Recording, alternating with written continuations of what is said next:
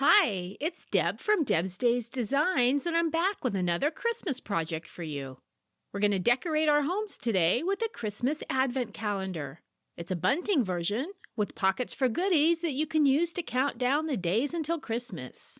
You can make this garland all one length to fill a large space, or divide it in half like I have and use it to decorate a smaller space. Then stuff those generously sized 3.5-inch pockets with all kinds of fun surprises as you work your way towards Christmas Day. Before I get started, I publish new content frequently, so be sure to subscribe to my YouTube channel. And check out my Etsy shop, Deb's Days Designs, where you'll find the written version of all kinds of holiday and non-holiday sewing and crafting projects. My shop is also where you'll find the written version of this project with step-by-step directions, photos, and the printable numbers for the project. Alright, let's get it started. Along with your regular sewing supplies, for this project you'll need some fabrics. You'll need main fabrics and lining fabrics, and a fabric for hanging. You may want to use stick-on felt numbers, but I'll be using fabric for the numbers, along with some heat and bond ultra hold. It's an iron-on fusible web, along with a pencil, scissors, glue stick, and the printable numbers from the pattern. If you haven't picked up the pattern yet and you want to, I've added a link in the description below this video. First, cut the main fabric and lining fabric pieces into the sizes as directed in your pattern. Place a piece of lining fabric with the right side of the fabric facing up. On top, place a piece of the main fabric with the right side facing down. Align the edges and stitch the stack together using a 1/4-inch seam allowance, leaving a space at the top open for turning. Do the same for all the bunting pieces.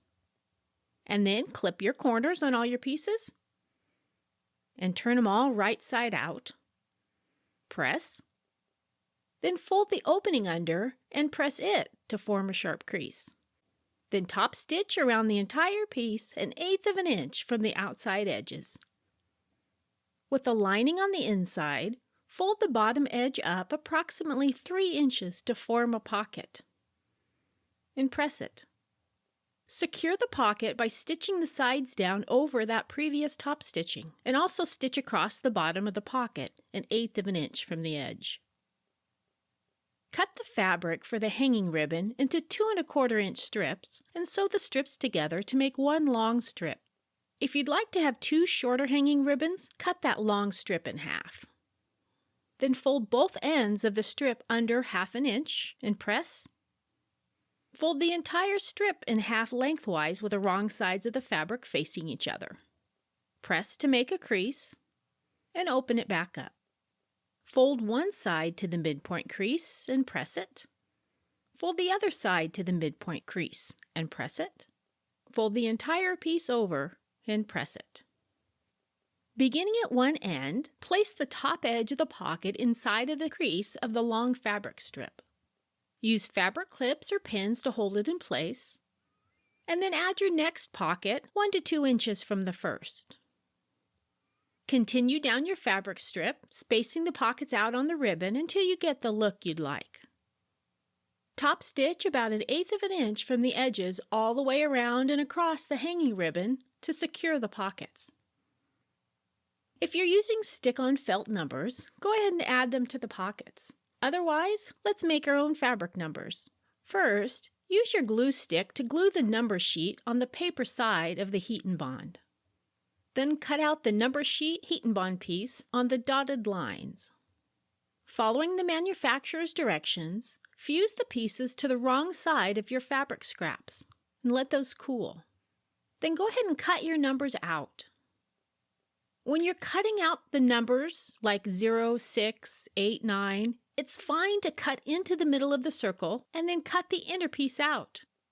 Because then when you fuse it into place, you'll be able to put the piece right back together.